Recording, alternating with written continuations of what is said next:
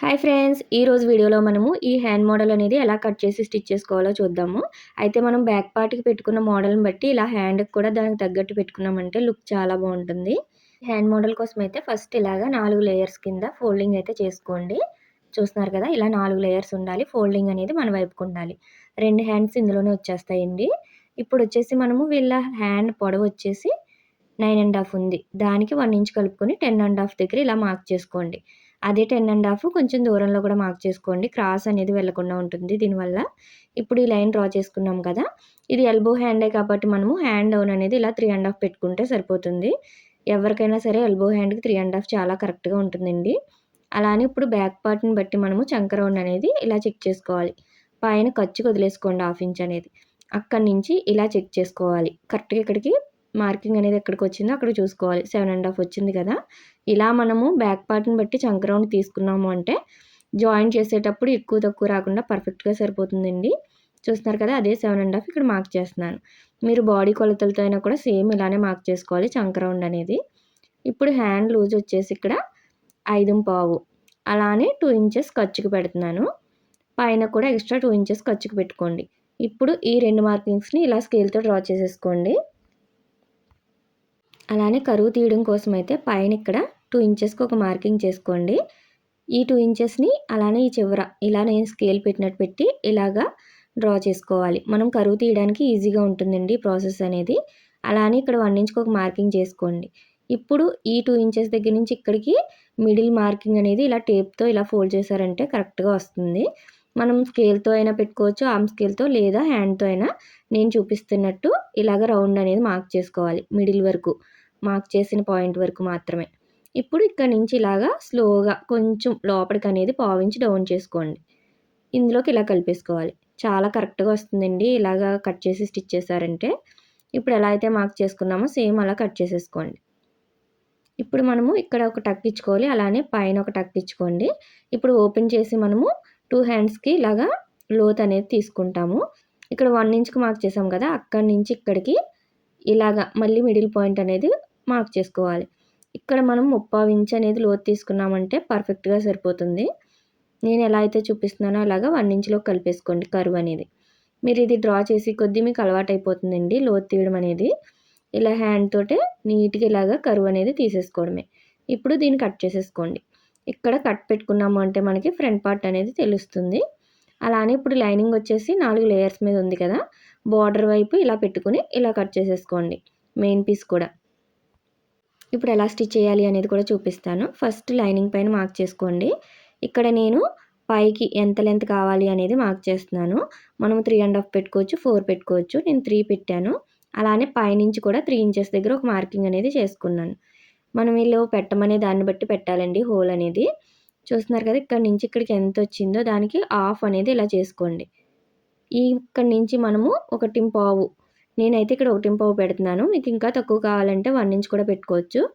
వాళ్ళ హ్యాండ్ లావుని బట్టి పెట్టుకుంటే బాగుంటుందండి ఇది. నేనైతే ఇక్కడ 1.5 పెట్టి ఇలాగ కర్వ్ అనేది తీసుకున్నాను నీట్గా. ఈ షేప్ అనేది ఆల్రెడీ బ్యాక్ డ్రా చేశాను కాబట్టి హ్యాండ్కి కూడా ఈ షేప్ అనేది పెడుతున్నాను. మనం బ్యాక్ మోడల్ని బట్టి ఇలా హ్యాండ్ మోడల్స్ పెట్టుకుంటే చాలా బాగుంటుంది. ఇప్పుడు ఇలా కట్ చేసాం కదా, దీన్ని ఇలా మెయిన్ పీస్ అనేది మంచి వైపు పెట్టుకోండి ఇలా ఓపెన్ చేసుకొని. దీనిపైన ఇలాగ లైనింగ్స్ అనేది పెట్టుకున్నప్పుడు కంపల్సరీ లోతు తీసిన 2 ఇలా ఒక సైడ్ ఉన్నాయా లేదా చెక్ చేసుకోవాలి. ఇలా చెక్ చేసుకుని స్టిచ్ చేసుకుంటేనే మనకి కరెక్ట్గా వస్తాయండి ఫ్రంట్ వైపుకి అనేది లోతు తీసినవి. ఇప్పుడు కిందన బార్డర్ అనేది కరెక్ట్గా ఉందా లేదా ఇలా అడ్జస్ట్ చేసుకోండి. ఇలా అడ్జస్ట్ చేసేసుకుని మిడిల్ పాయింట్ అనేది కదలకుండా ఇలా పిన్స్ అనేది పెట్టేసుకుని స్టిచ్ చేశారంటే మీకు చాలా నీట్గా వస్తుంది. ఇక్కడ ఇలాగ ఒక పాదం ఖర్చు మాత్రమే, అంటే ఒక 1/4 ఇంచ్ ఉండేలాగా స్టిచ్ వేసుకోండి. ఎక్కువ తక్కువ అవ్వకుండా చూసుకోండి. ఇలాగా నీట్గా మనం ఎలా అయితే కట్ చేసామో అలా స్టిచ్ చేసుకోవాలి. ఇక్కడ కార్నర్కి వచ్చాక నీడిల్ అనేది ఇలా దింపుకొని కరెక్ట్గా అదే 1/4 ఇంచ్ ఉండేలాగా చుట్టూ రౌండ్ అంతా కూడా ఇలా స్టిచ్ చేసేసుకోండి. కార్నర్స్ అనేది కరెక్ట్గా తిరగాలండి. ఇలా స్టిచ్ చేసుకున్నాం కదా, ఇప్పుడు ఈ లోపల ఉన్న పీస్ అంతా కూడా మనము ఇలా కట్ చేసేసుకోవాలి. మనము ఎలా అయితే 1/4 ఇంచ్ ఉంచామో అదే గ్యాప్ ఉంచుకుని ఇలా కట్ చేసేసుకోండి. ఇప్పుడు కార్నర్లో చిన్న చిన్న టక్స్ అనేది ఇచ్చుకోండి. రౌండ్ తిరిగే దగ్గర కూడా కార్నర్లో కరెక్ట్గా ఇచ్చుకోండి. అప్పుడే నీట్గా తిరుగుతుంది మనకి. దీన్ని ఇలాగ రివర్స్ చేసుకున్నామంటే ఇలా వచ్చేస్తుంది. ఇక్కడ ఐరన్ అయినా చేసుకోవచ్చు, లేదా గోరుతో ఇలా ఒకసారి రఫ్ చేశారంటే నీట్గా వస్తుంది. ఇప్పుడు పైనుంచి కూడా ఒక స్టిచ్ అనేది వేసుకోండి.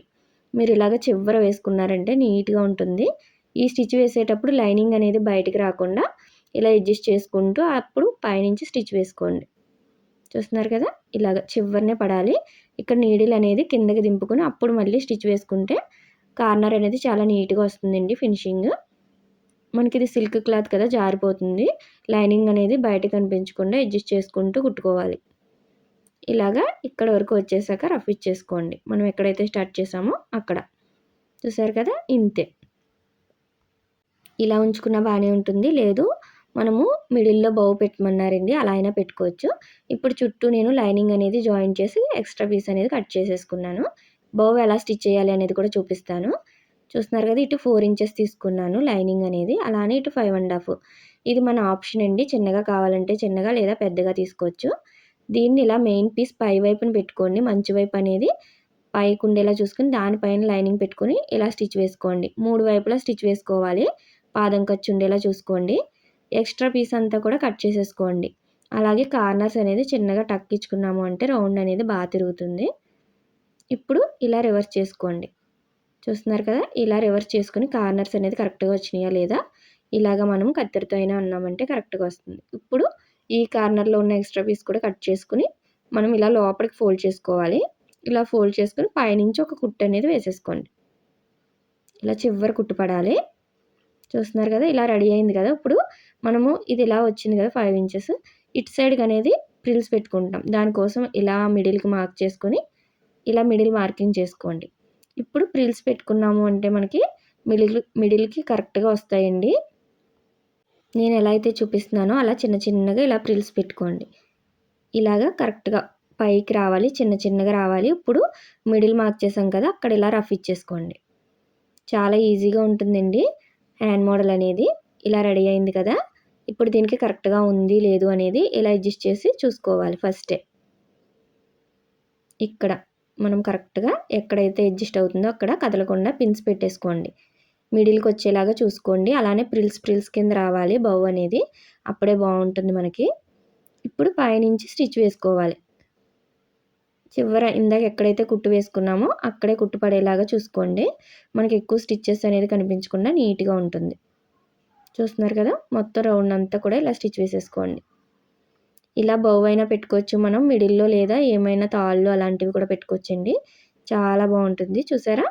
చాలా ఈజీగా మనకి మోడల్ అనేది రెడీ అయిపోయింది. మిడిల్‌లో పోసులైనా కుట్టుకోవచ్చు లేదా మనం బటన్ అయినా వేసుకోవచ్చండి. ఇక్కడ నేను కిందన హెమ్మింగ్ పట్టీ వేస్తున్నాను.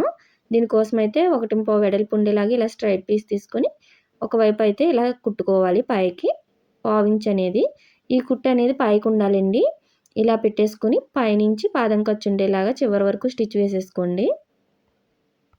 మీరు ఇదే ప్లేస్‌లో థ్రెడ్ పైపింగ్ కూడా చేసుకోవచ్చు. అది కూడా సేమ్ ప్రాసెస్సే. ఇలాగే స్టిచ్ వేసేసుకొని మిడిల్‌లో థ్రెడ్ పెట్టుకొని మనము ఫోల్డ్ చేసి కుట్టుకోవాలి అంతే. థ్రెడ్ పైపింగ్ ఎలా చేయాలో కూడా మన ఛానల్‌లో ఉంటుంది చెక్ చేయండి. అయితే నాకు ఇక్కడ సేమ్ కలర్ లేదని చెప్పి ఇలా హెమ్మింగ్ పట్టి వేస్తున్నాను. ఇప్పుడు లైనింగ్ పైన ఇలాగ ఒక చిన్న స్టిచ్ వేసేసుకోండి చివర. దీన్ని మనము కిందకి పెట్టుకొని ఇలాగ ఫోల్డ్ చేసుకున్నాము అంటే హెమ్మింగ్ చేసుకుంటే చాలా నీట్‌గా ఉంటుందండి. మీరు ఇదే ప్లేస్‌లో పైపింగ్ వేసుకున్నా ఇంకా నీట్‌గా ఉంటుంది. సేమ్ కలర్‌తో వేసుకోండి. అప్పుడే లుక్ బాగుంటుంది. చూసారా లోపల కూడా మనకి దారాలు అనేది లేకుండా చాలా నీట్ ఫినిషింగ్ ఉంటుంది. లోడింగ్ పద్ధతిలో వస్తుందండి. చూసారు కదా! బటన్ కూడా స్టిచ్ చేసేసాను. ఇలాగే 2 హ్యాండ్స్ రెడీ చేసి పెట్టుకున్నాను. మీరు ఇలాగ బ్యాక్ మోడల్‌ని బట్టి హ్యాండ్ మోడల్స్ చేసుకున్నారంటే చాలా బాగా వస్తుంది. మీకు ఈ వీడియో అర్థమైందని అనుకుంటున్నాను. నచ్చినట్టయితే లైక్ చేయండి, షేర్ చేయండి, సబ్స్క్రైబ్ చేసుకోండి. అలానే ఈ బ్లౌజ్ బ్యాక్ పార్ట్ కూడా కావాలి అంటే మన ఛానల్‌లో ఉంటుంది. చెక్ చేయండి. Thank you for watching.